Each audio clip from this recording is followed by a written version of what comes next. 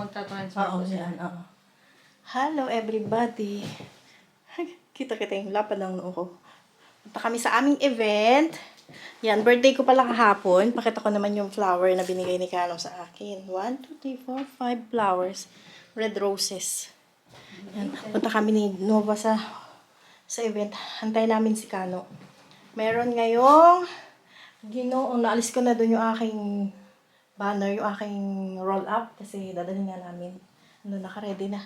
Sponsor ang ating Tap Send sa ating Ginoong Paris 2026. Yan. Yung ating mga ginoo, yung ating mga kalalakihan sa Paris. So, yan lang. Mamaya ulit dun ko kayo ipakita sa event. Mamaya alis na kami. Pa-open natin tong ceiling. Ayan. Taxi na kami. Akin na ito kung magawa. So, yun for today's video, guys. Don't forget to click the button below. Yan ang 175. Oh. Saan? Ito, Pompidou. Ito mismo? Yan, ito. Yan, ito sa gilid.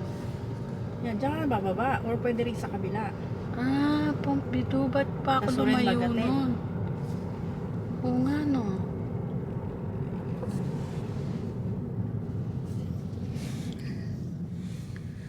Dito pwede i-front cam?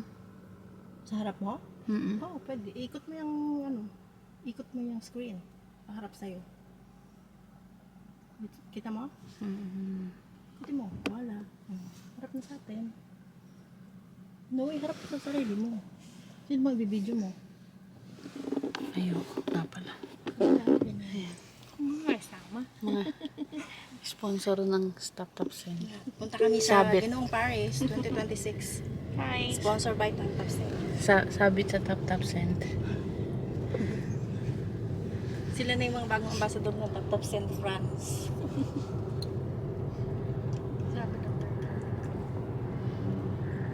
Okay lang yan, babe. Hanggang na parang hindi ka masipunan. Nasipunan na si MJ. Nahawa na siya ng virus. Nilong-hilo siya. Inano ko, minasage ko yung ulo niya kanina sa school. Tapos pinahirapan pa rin siya ni Sabrina. Hindi naman masyado. Tinuturuan ko siya kanina. Ayaw niya madam na turuan ko siya. Na-coaching ko siya. Dito, parang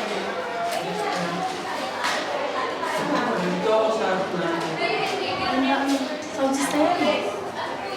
Ang social naman.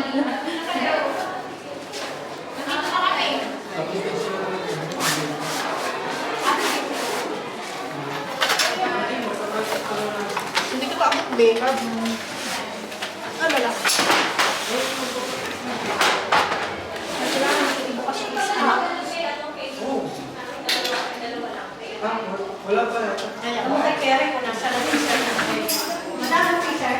Marami na daw na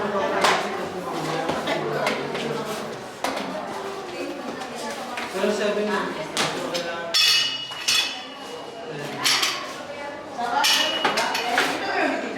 Kayo ba?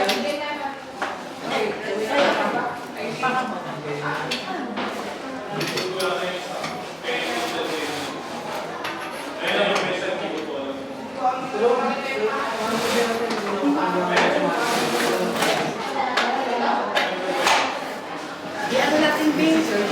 First time. Ibukas.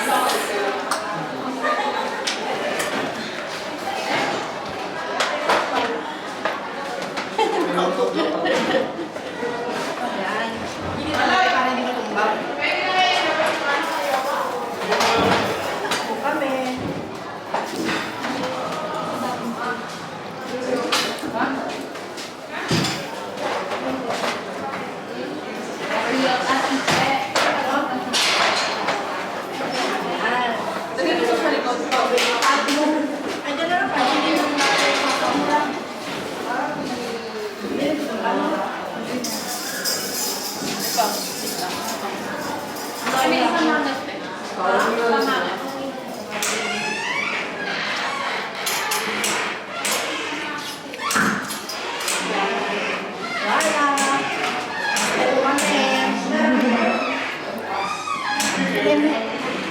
Hindi pa naman mag-start. Ito yung kanilang entrance, reception. next time, sponsor. Hello, ma'am!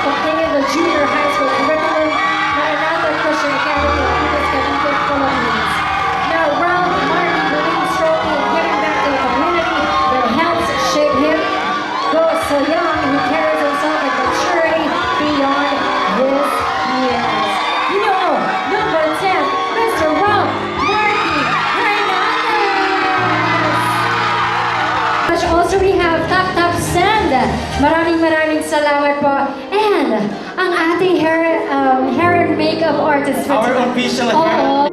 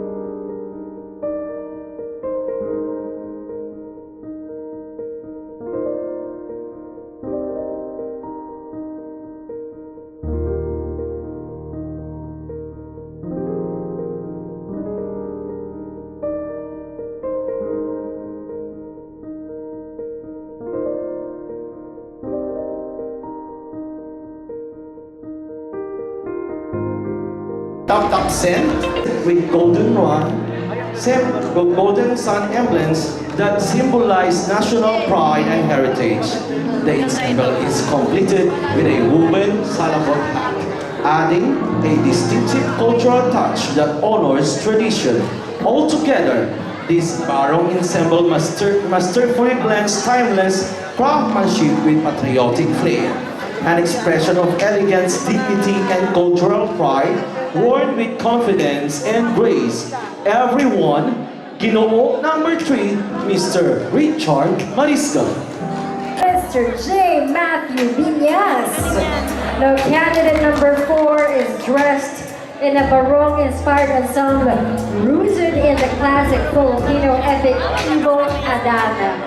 Now, his attire symbolizes one of the 3 royal prince, the son of a king who embarks on a perilous and transformative journey to find the legendary Ibong Adana, a mystical bird whose enchanting song possesses the power to heal his father's mysterious illness. Once again, number 4, Mr. J. Matthew Viñas.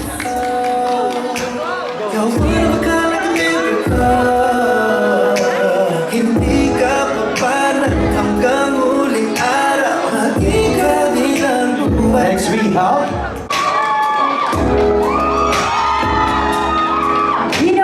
Number 10, Mr. Ralph Hernandez. Now this attire is a modern interpretation of the traditional Filipino barong Tagalog, the national dress of the Philippines and a symbol of pride, dignity, and heritage. Now the barong is crafted in light, translucent fabric traditionally associated with piña or Husi textiles, reflecting the Philippines' rich history of indigenous weaving and craftsmanship. Now its structured silhouette gives it a contemporary edge while preserving the elegance of the original design. The intricate black embroidery across the chest features geometric and stylized patterns inspired by Filipino artistry.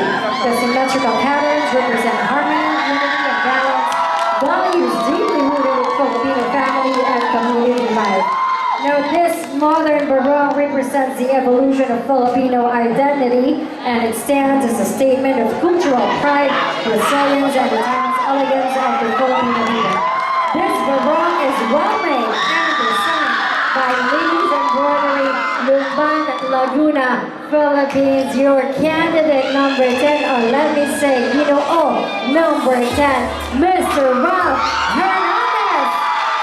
our next hero is Premium satin and polyester, a flawless union of brilliance and structure. Now the satin gleams under the spotlight, reflecting elegance and prestige, while the polyester shaves a sharp, commanding silhouette that speaks of confidence and authority. On the left chest, a magnificent rays of the sun. Beside rises boldly, a powerful emblem of freedom, resilience, and the unbreakable spirit of the Filipino people. Flowing behind him is a striking red and blue cape inspired by the colors of our nation's flag. Now,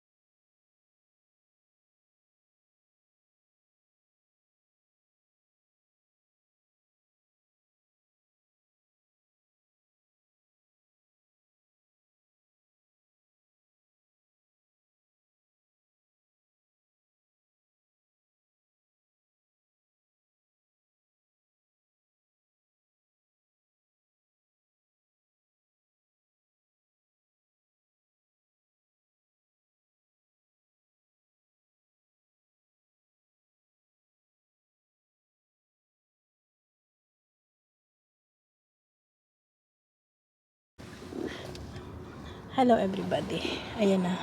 Pauwi na kami. Ito ang akong angels for today's video. Dalawa. Dito ako sa Novotel at saka sa Ibis. Diyan ako din yung trabaho ko nung nag-school pa ako. So yun lang guys. Pauwi na kami kakatapos ng event. Hindi pa nga tapos. Umuwi na kami. And yan. God bless us all guys. We love you all. Bye.